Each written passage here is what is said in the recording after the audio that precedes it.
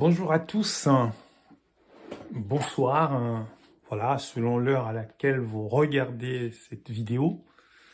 Donc bonjour ou bonsoir, et je suis très heureux de vous retrouver, voilà, à l'occasion de ce partage. Donc c'est notre moment d'intercession précédé d'un temps d'exhortation, et après nous allons, voilà, passer du temps dans la prière. Je vous donnerai 3 sujets de prière, pour que, voilà, que nous puissions prendre du temps pour être dans la présence de Dieu. En tout cas, j'espère que vous avez passé une bonne semaine. Enfin, elle n'est pas terminée encore, hein. On est jeudi, hein. Donc j'espère que tout se passe bien et voilà, que le Seigneur vous bénisse, que le Seigneur vous visite particulièrement. Donc avant d'entendre ce que le Seigneur a mis dans mon cœur, je vais prier, hein, pour recommander ces temps entre les mains du Seigneur. Prions l'Éternel. Éternel, Dieu Tout-Puissant, merci infiniment pour ta fidélité et ta bonté. Merci pour la grâce que tu nous accordes de nous retrouver, Seigneur Jésus, pour faire ce partage. Conduis-nous selon ton Esprit Saint, Seigneur, et que ta puissance nous touche, Seigneur Jésus, afin que nous soyons pleinement, Seigneur, concentrés sur ce qui va se passer à partir de maintenant. Au nom de Jésus, Amen. Voilà, donc ce soir, ou plutôt aujourd'hui, je vais vous partager, sur un thème qu'on va intituler « Les inquiétudes qui naissent de la peur du lendemain ». Les inquiétudes générées par la peur du lendemain. Voilà, donc les inquiétudes font partie de notre vie. Personne ne peut dire qu'il ne s'inquiète pas. Et d'ailleurs, lorsqu'on regarde le monde, ce qui nous entoure, voilà, tout ce qui est le message qui nous vient de notre environnement, de notre entourage, incite toujours à l'inquiétude. Lorsqu'on ouvre sa télé, on va regarder les chaînes d'infos, les nouvelles ne sont jamais bonnes. Et dans ces temps difficiles, vous savez, l'économie a arrêté pratiquement depuis 2 ans, il y a des catastrophes naturelles qui surviennent. Il y a beaucoup de sujets d'inquiétude. Les familles sont inquiètes parce que, par exemple, ceux qui ont des enfants, ils s'inquiètent sur l'avenir professionnel de leurs enfants. Il y a peut-être, je connais pas ta situation personnelle, mais peut-être que, voilà, tu attends des nouvelles d'un examen que tu as fait, tu attends les résultats. Donc, c'est une attente qui inquiète. Et voilà, tout ça, ça n'incite pas à l'optimisme. Mais vous savez, nous, en tant qu'enfants de Dieu, nous avons des ressources. Voilà, nous avons des ressources pour envisager le lendemain, même s'il y a des inquiétudes, pour l'envisager autrement, avec assurance, avec confiance. Alors, lisons la parole de Dieu dans l'évangile de Matthieu, chapitre 6, verset 34. Alors, Matthieu chapitre 6, verset 34. Lisons au nom du Seigneur. « Ne vous inquiétez donc pas du lendemain, car le lendemain aura soin de lui-même. À chaque jour suffit sa peine. » Alors, la Bible nous exhorte à ne pas nous inquiéter du lendemain, c'est-à-dire du futur, c'est-à-dire de demain. Et la Bible dit que à chaque jour suffit sa peine. Est-ce que cela veut dire que la vie n'est qu'une accumulation de peines? Un passé de peine, un présent de peine et un lendemain de peine. Non, la parole de Dieu nous dit que demain, il pourrait y avoir des difficultés parce que c'est la vie, c'est la réalité. C'est l'information. Mais dans cette information, dans cette parole, il y a aussi les moyens pour envisager cette assurance. Il y a les ressources pour envisager, pas cette assurance, mais pour envisager cet avenir, ce lendemain, sans difficulté, sans inquiétude. On va l'aborder avec confiance, on va l'aborder avec paix. Alors, toujours dans ce chapitre 6 du livre de Matthieu, de l'évangile de Matthieu, on a 3 oppositions qui sont présentées du verset 19 au verset 24, on va les voir tout à l'heure, qui nous donnent des pistes que nous pouvons exploiter pour justement faire face à toutes les inquiétudes qui peuvent se présenter devant nous. Parce que justement, le lendemain fait peur, le lendemain est sujet d'inquiétude. Alors, on va continuer la lecture, donc on va remonter un peu avant du chapitre 6, verset 19, qu'est-ce qu'il est dit? Ne vous amassez pas des trésors sur la terre, où la teigne et la rouille détruisent et où les voleurs percent et dérobent. Mais amassez-vous des trésors dans le ciel, où la teigne et la rouille ne détruisent point et où les voleurs ne percent ni ne dérobent. Car là où est ton trésor, là aussi sera ton cœur. Donc, première chose que nous voyons ici, on fait une opposition entre le fait d'amasser sur la terre et d'amasser au ciel. Et on voit la différence. Donc il y a une première opposition. Alors mon bien-aimé, mon frère, ma sœur, ici lorsque tu amasses sur la terre, amasser les trésors sur la terre, il y a le risque qu'ils soient dérobés. Il y a aussi la corrosion, d'accord? Et il y a aussi le fait que le cœur sera accaparé par cela.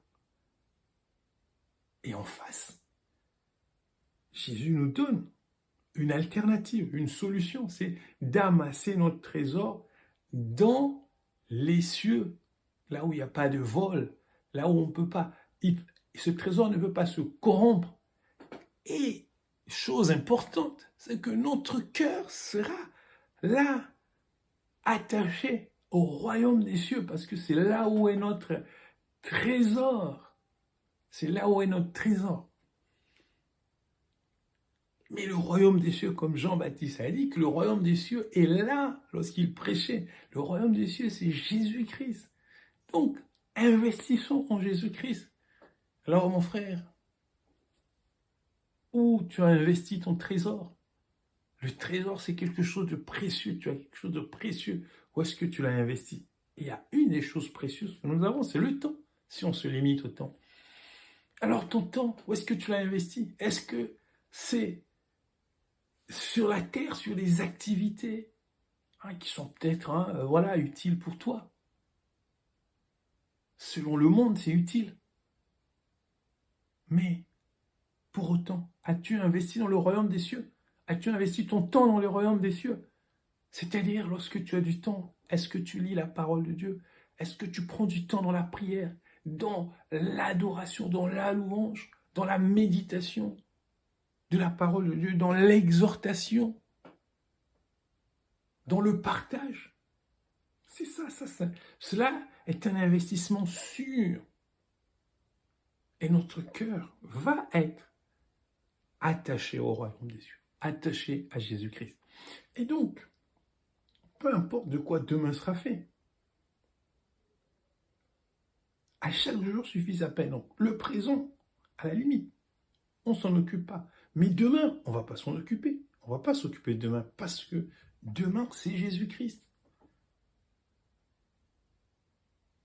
Jésus-Christ, il est le même hier, aujourd'hui et éternellement. Hier, Dieu a fait tout un travail avec le peuple d'Israël pour préparer la venue de Jésus-Christ. Il est le même hier. Et là, aujourd'hui, à présent, les temps présents, ce sont des temps où Jésus est venu. Dieu s'est manifesté en chair. Jésus est venu. Et puis le futur, c'est qu'il a expérimenté la mort, la résurrection. Il est allé dans le ciel. Il a laissé le Saint-Esprit. Il a promis de revenir. Donc, nous, notre futur, nous le connaissons. Et donc, s'il y a des inquiétudes pour le lendemain, il y a la peine pour le lendemain. Mais nous, la peine, c'est Jésus-Christ qui l'a pris. Les inquiétudes, c'est Jésus-Christ qui les a prises. Deuxième opposition. Matthieu chapitre 6, verset 22. L'œil est la lampe du corps. Si ton œil est en bon état, tout ton corps sera éclairé. Mais si ton œil est en mauvais état, tout ton corps sera dans les ténèbres. Si donc la lumière qui est en toi est ténèbres, combien seront grandes ces ténèbres? Voilà, donc, un corps éclairé, deuxième opposition, un corps éclairé, donc avec l'œil, la vue qui fonctionne, donc qui est clair, et un corps qui est dans les ténèbres. Bien évidemment, chers frères et sœurs, vous qui regardez, qui visionnez cette vidéo, si vous ne pouvez pas voir, c'est compliqué, c'est inquiétant. Mais là, qu'est-ce qui est dit? C'est que si on voit, les ténèbres sont éclairées. Or que l'avenir, c'est ténébreux. Mais sauf que nous, si notre vue est transformée, on va voir un avenir qui est lumière. Et la lumière, c'est Jésus-Christ. C'est ça, la lumière, c'est Jésus-Christ. Il nous permet de voir loin. C'est cette espérance, c'est l'attente confiante. Parce que le lendemain, on attend. On n'y est pas encore, on attend. Mais on attend sereinement. Même s'il y a une perspective il y a une mauvaise nouvelle, peut-être qu'on redoute, on attend un examen, on a fait un examen, le médecin a demandé de faire un examen d'urgence si on est inquiet. Mais en Jésus-Christ, on ne va pas s'inquiéter, on voit.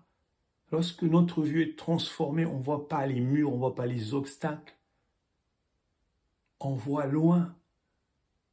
On voit la perspective du retour de Jésus-Christ. On voit que Jésus, il a déjà vaincu, il a déjà dominé tout ce qui peut freiner, tout ce qui peut compromettre notre futur. Donc, deuxième opposition. Troisième opposition, verset 24. Nul ne peut servir deux maîtres, car ou il haïra l'un et aimera l'autre, ou il s'attachera à l'un et méprisera l'autre. Vous ne pouvez servir Dieu et Mammon. C'est pourquoi je vous dis, ne vous inquiétez pas pour votre vie de ce que vous mangerez, ni pour votre corps. De quoi vous serez vêtu? La vie n'est-elle pas plus que la nourriture, et le corps plus que le vêtement? Alors ici, c'est l'opposition dans le choix du service. Servir Dieu ou servir Mammon. Mammon, c'est ce qui représente la course effrénée vers le matériel, l'accumulation, l'argent.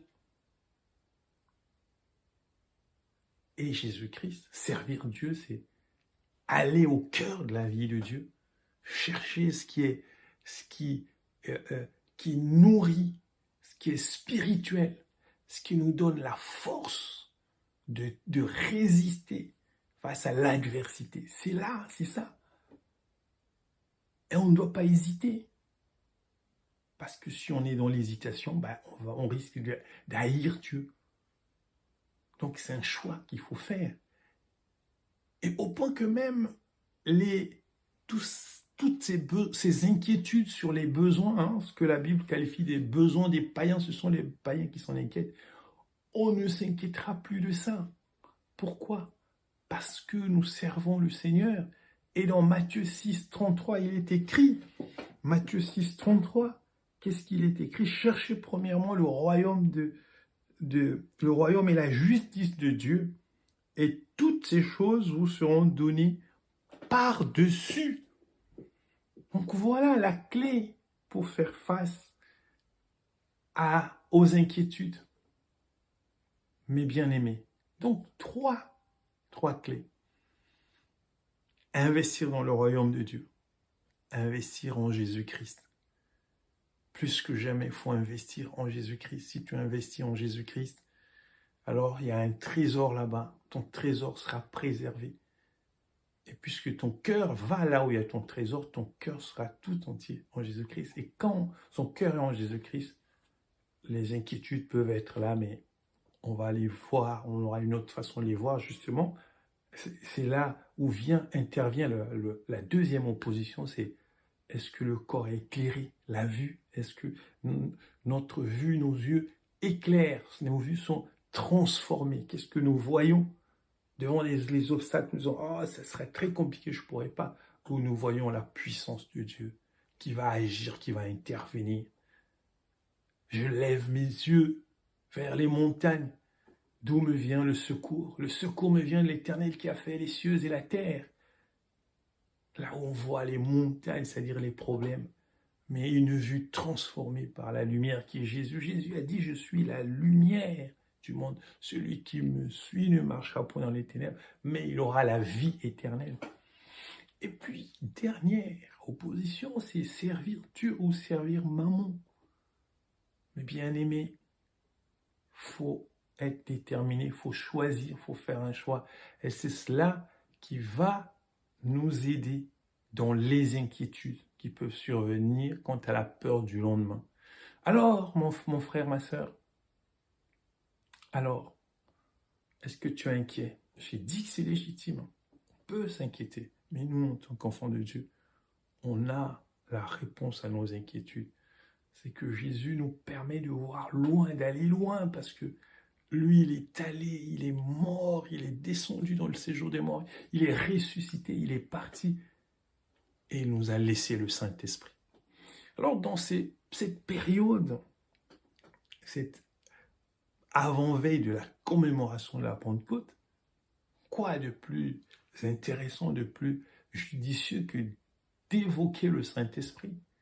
Donc, en conclusion, cela me permet de conclure ce partage, c'est que face aux difficultés, aux inquiétudes des disciples, lorsque Jésus leur a dit que moi je vais partir, je dois vous laisser, il est avantageux que je m'en aille. Bon, eux, ils n'avaient pas encore, ils ne voyaient pas, ils se disaient, mais on était tellement habitués avec lui, comment il va partir et nous laisser? Jésus leur a dit, il faut que je m'en aille. Et qu'est-ce qu'il leur a laissé? Il leur a fait le don de la paix. La paix qu'il donne, elle n'est pas comme la paix que donne le monde, et le don du Saint-Esprit. Oui, nous avons cela, bien aimé, face à l'inquiétude, aux inquiétudes. Demande la paix du Seigneur qui surpasse toute intelligence et qui garde nos cœurs près de Jésus-Christ. Et demande la force du Saint-Esprit, c'est important. Le Saint-Esprit, c'est un fidèle ami. Et si on a le Saint-Esprit, là où le monde voit les catastrophes, toutes sortes de situations impossibles, le chrétien, il a la paix et il aborde cela autrement, différemment que celui qui n'a pas encore connu Jésus-Christ et tout ce que Jésus-Christ offre comme ressource pour faire face à cette situation. Alors, mes bien-aimés, soyez bénis, soyez transformés, soyez renouvelés. Tel est le souhait de notre Seigneur. Alors, je vais vous partager 3 sujets de prière. Nous allons prendre du temps dans la prière, donc 3 sujets. Le premier sujet est celui-ci. Nous allons prier pour que Dieu nous donne la paix afin de faire face aux inquiétudes. Prions pour la paix. Notre paix, ta paix intérieure. Mon frère, c'est très important, ma sœur. Deuxième sujet, nous allons prier pour que Dieu change notre regard sur nos situations, qu'il transforme notre vue, que nous puissions avoir une autre vue, d'accord? Là où les gens voient les obstacles, les barrières, que nous voyons des solutions. Parce que le Seigneur, qui est la lumière, nous a éclairés et notre vue, notre vision est une vision de lumière. Que le Seigneur change notre regard, notre façon de voir. Troisième sujet, prions pour que le réveil spirituel se produise individuellement en nous et collectivement dans nos familles, dans notre famille, dans nos familles, dans l'Église et dans notre nation. Voilà, donc 3 sujets. On va prier pour que Dieu nous donne la paix pour faire face à nos inquiétudes. Deuxième sujet, on va prier pour que Dieu nous donne notre regard face à nos difficultés, face à nos angoisses, face à nos inquiétudes. Là où les gens voient les montagnes, les difficultés, que Dieu nous donne de voir la délivrance, la libération qui est en Jésus-Christ. Troisième sujet, prions pour le réveil spirituel personnel, collectif, tant au niveau de la famille, de l'Église, que de la nation. Voilà, on se retrouve tout à l'heure pour la prière de fin.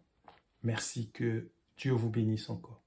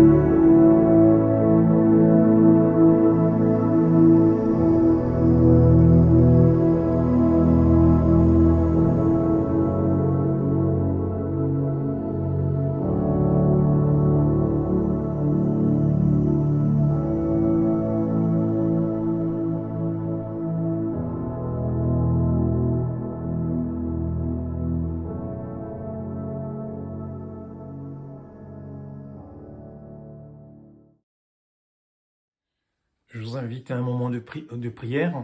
Prions l'Éternel. Seigneur Jésus, merci encore. Merci infiniment pour ce temps de partage.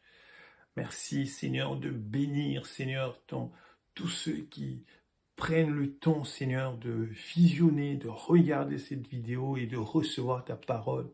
Seigneur, nous nous présentons devant toi et nous avons besoin de la paix qui vient du ciel, la paix qui garde nos cœurs en Jésus-Christ. La paix qui nous donne cette intelligence. Merci Seigneur de nous donner la paix pour faire face aux situations difficiles auxquelles nous pouvons être confrontés. Seigneur, merci parce que tu touches chacun, tu donnes une dose, la dose de paix qui convient à chacun de nous, à ton Église, à ton peuple, aux nations, Seigneur. Oui, Jésus-Christ, je prie afin que, mon Dieu, mon roi, tu changes notre regard afin que là où le monde voit les catastrophes, le chaos, les obstacles, les murs, que nous voyons la libération, la bénédiction, la délivrance que Jésus-Christ apporte. Oh Jésus-Christ, transforme-nous, notre façon de voir les choses, que notre vue soit une vue qui est claire et non une vue qui assombrit les autres, mais une vue qui amène, Seigneur, à la lumière, qui apporte la lumière partout où nous allons. Seigneur, je te prie pour un réveil spirituel, personnel, individuel, mais aussi collectif, tant au niveau de la famille qu'au niveau de l'Église, mais aussi au niveau de la nation, Seigneur. Transforme, renouvelle-nous par l'action et l'œuvre du Saint-Esprit, afin que, Seigneur, nous soyons là, prêts à te servir. Oh oui, Jésus-Christ de Nazareth, afin que nous puissions être ceux qui annoncent, qui révèlent aux autres l'extraordinaire grâce que tu donnes, que tu accordes à chacun. Seigneur, que toute la gloire soit à toi et à toi seul. Alléluia, merci Jésus pour tout. En ton nom j'ai prié. Amen. Voilà, j'espère que vous avez passé un temps agréable dans la présence de Dieu. Donc je vous fixe rendez-vous pour notre culte du dimanche. Voilà, que le Seigneur soit avec vous pour le restant de la semaine. Soyez bénis abondamment. Merci. À une prochaine occasion.